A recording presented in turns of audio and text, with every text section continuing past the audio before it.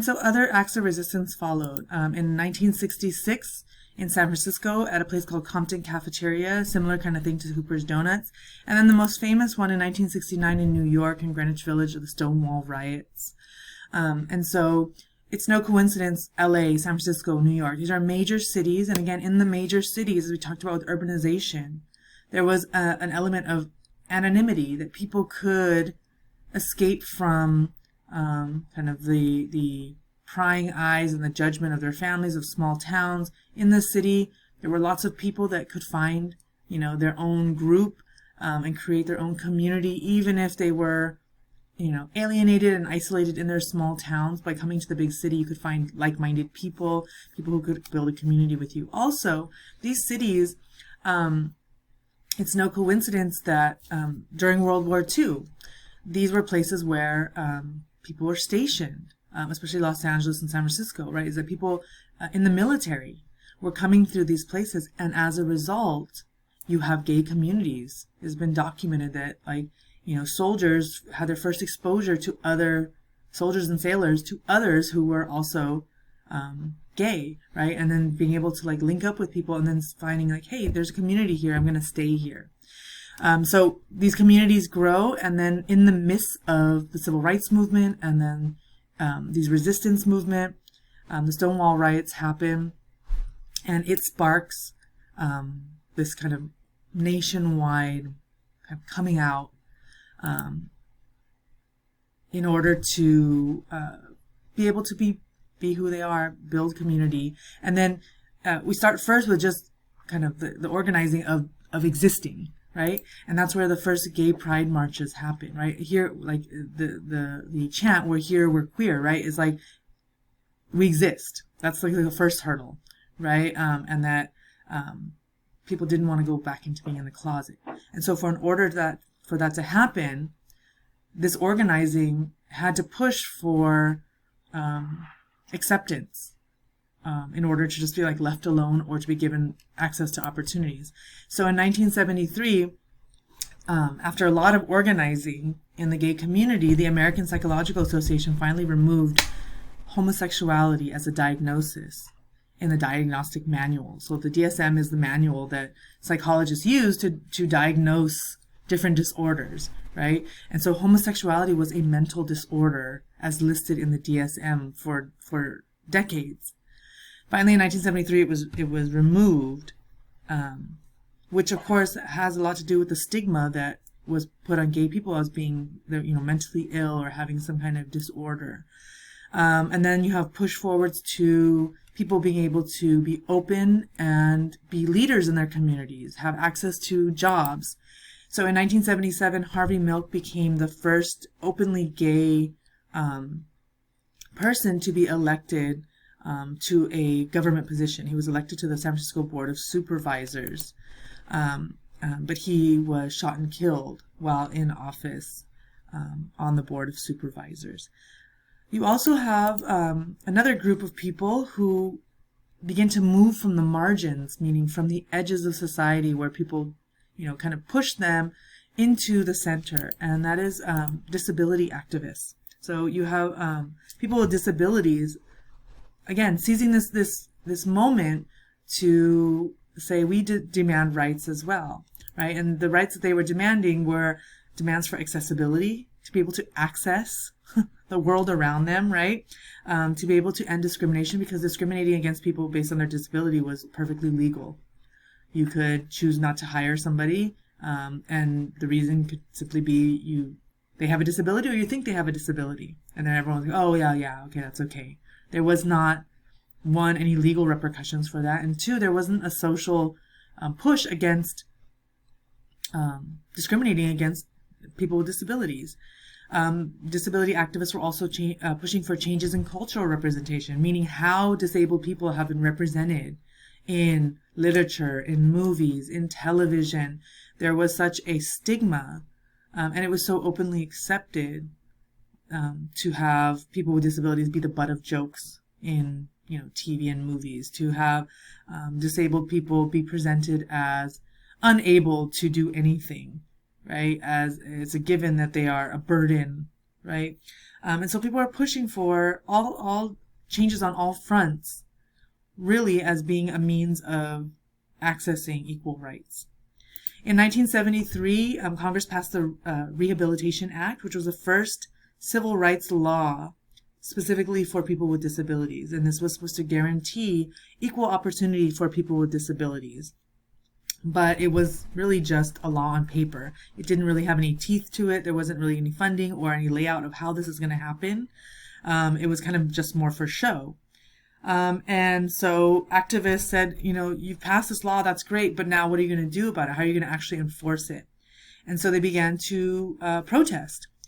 And people with disabilities began to do what were called 504 sit-ins, because Section 504 of the Rehabilitation Act said that no otherwise qualified handicapped individual in the United States shall solely based on their handicap be excluded from participation, be denied the benefits of, or be subjected to discrimination under any program or activity receiving federal financial assistance.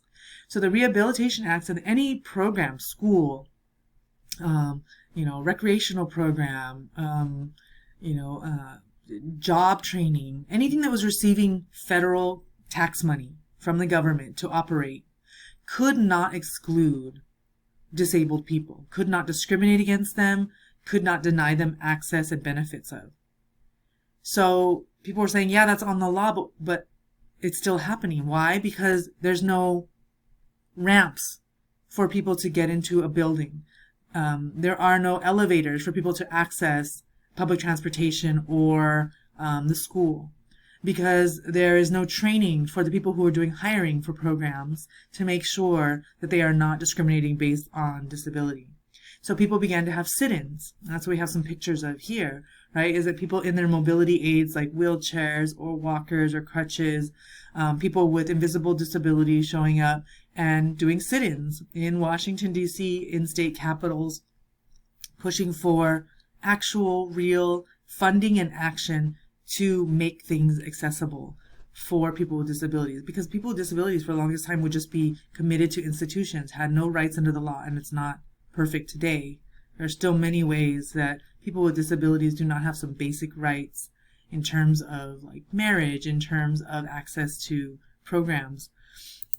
But nonetheless, these protests eventually pushed the government to pass the ADA, the Americans with Disabilities Act, in 1990, which today everywhere you see, like especially like at school, things have to be ADA compliant, right? And this means that there has to be able to be physical access, but also non-physical access to programs with technologies, access to opportunities, right? In terms of outreach, in terms of support systems. And that all comes from this activism. And there was a lot of pushback against disability activism too, because there was this visceral response from the American public of like, oh, these are the people that we're not supposed to see. Like they're supposed to be like hidden away in homes or in hospitals. And there was like a lot of pushback against disabled people just being seen and visible in public. But sometimes just the existence is like the resistance. All right. We're going to move back towards looking at Nixon and as president, how he addressed a lot of these different issues. We're going to be looking at the 1972 election and the Watergate crisis for questions number 3 and 4. And then you're going to be reading about, and under the topic of U.S. international relations, Vietnam. So we've talked about the Vietnam War a bit already. Now we're going to look at how it comes to an end in terms of the U.S.'s direct involvement. You're going to read Peace with Honor and Detente and answer questions 5, 6, and 7.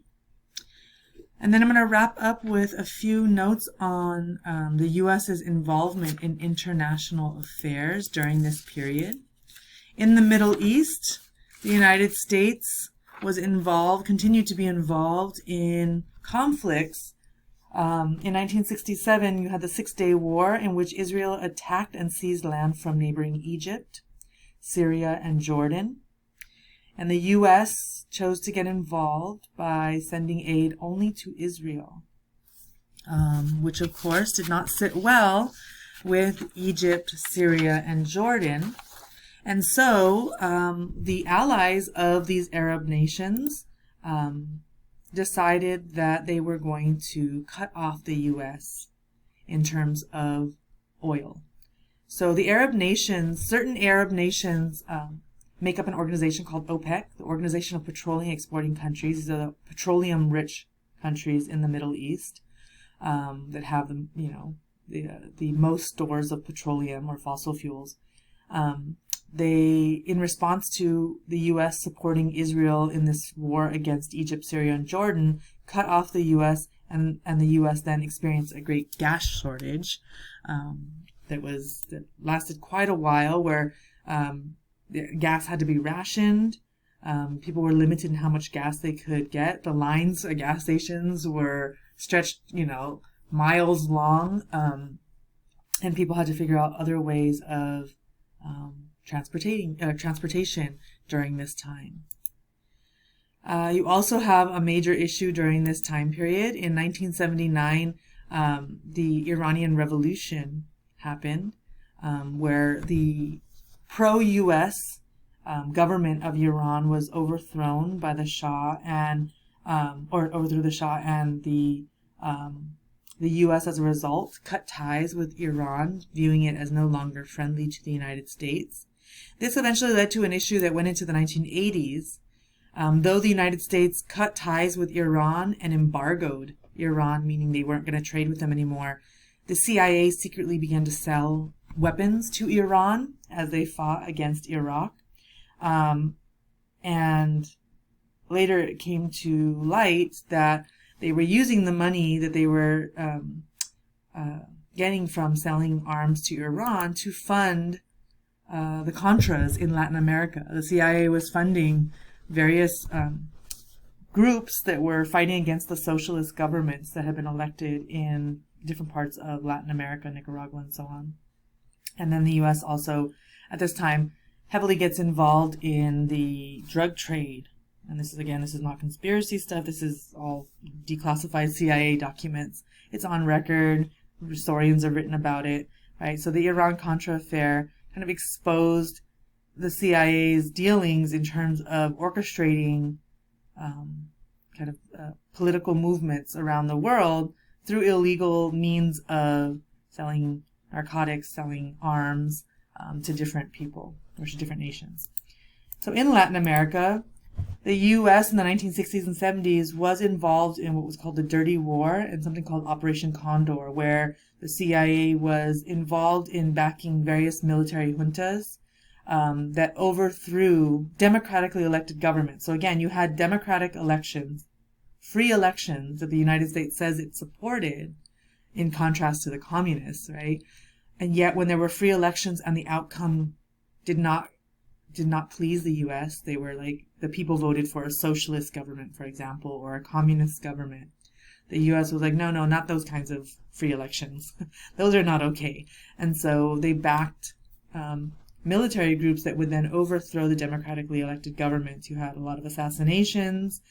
You had a lot of mass arrests of people by the new military dictator governments that the U.S. backed. A lot of human rights violations in Chile, in Nicaragua, in El Salvador, in Guatemala, all over the place. And the U.S. had a huge hand in that as well.